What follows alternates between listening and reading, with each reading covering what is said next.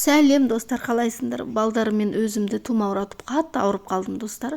Ыдысымды жуып, не тамақ асамыз кешке деп ойланып отырсам, телефонный звонок келеді маған. Қарасам күйеуім екен. Алло, не болып қалды екен десем, маған бүгін кешкі тамаққа палау асып берші, узбекский плов дайындап берші жақсылап дедім. Ал болды, сен айтсаң болды ғой дедім да күйеуіме. Бір ойласам, сәбізімде жоқ, күрішімде жоқ екен. Магазинге жүгіріп кеттім достар. Сәбіз алдым, күрішімді алдым, чемче деген салатымды алдым, чесногымды алдым. Мына қызым мектепке бара жатыр еді, екеуміз шығып кеттік. Мармелад алам деп тұрып алды. Масқара, очередь мына деген. Сонымен үйге келдім, чемчемді жеп көрейін деп дәмін көрдім, бәрі күшті, супер. Заодно достар, сендермен узбекский пловның рецептін бөлісейін деп шештім. Сонымен барлық затымды дайындап, турап бастадым. Пиязларымды алдым, білмеймін неге, пияз ашсам, турасам, көзім ашиды, жылап бастайым, аллергия сияқты көздерім деген қызарып кетеді. Сендерде де солай ма достар? Соның бәрін дайындадым. Мен чеснокты палауға көп қосамын достар. Көп қоссаңыздар палауларыңыз дәмді болып шығады. 1 килограмм күрішке 1 килограмм сәбіз қосамыз. Сәбізді қып-қызыл қып, таңдап аламыз. Сәбізлерімді, киімдерін шешіп бастадым.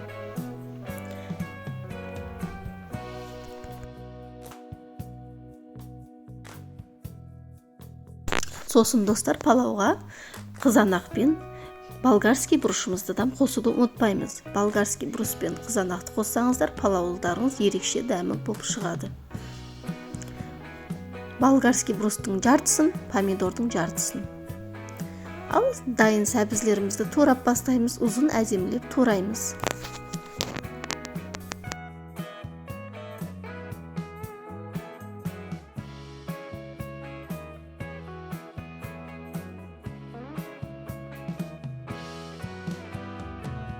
Сәбізімді турап, аузыма салып атқаннан кейін бір ойым түсіп кетпей ма? Сендерде ойлайды едіңіз ба? Анау шимишкені жағып, лақтырып аузымызға салып ойнайтын едік қой, сол есіме түседі достар. Сонымен қызық болсын деп сендерге бөлістім. Сразу түсті достар. Молодец екенмін мен.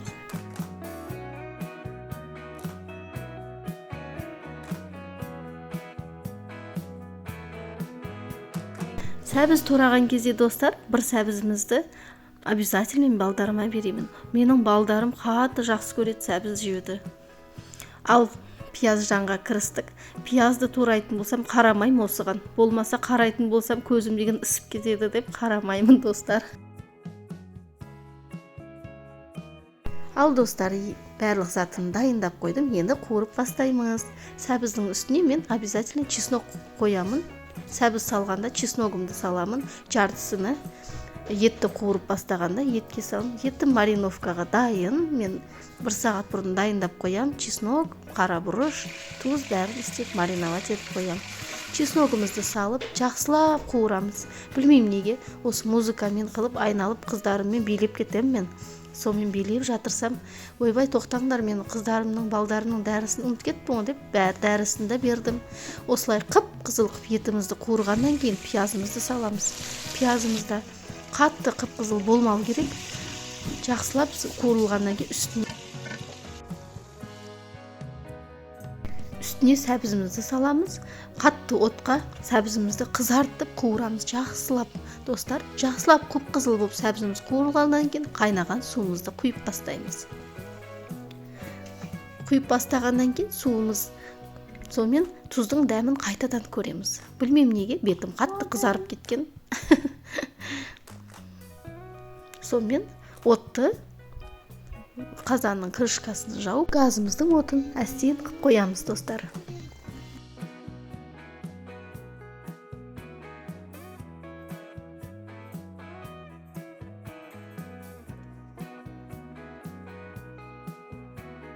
Бір сағат жақсылап қуырып болғаннан кейін, ал күрішімізді жақсылап жуып, күрішімізді салып бастаймыз. Мынандай бір лайфхакпен бөлесейін.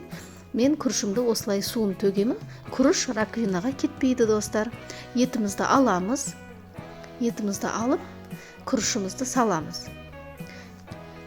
Үстіне тағы кішкене су құямыз. Құйғанда 1 сантиметр артық болу керек. Бір лайфхакпен бөлісейін тағы да достар.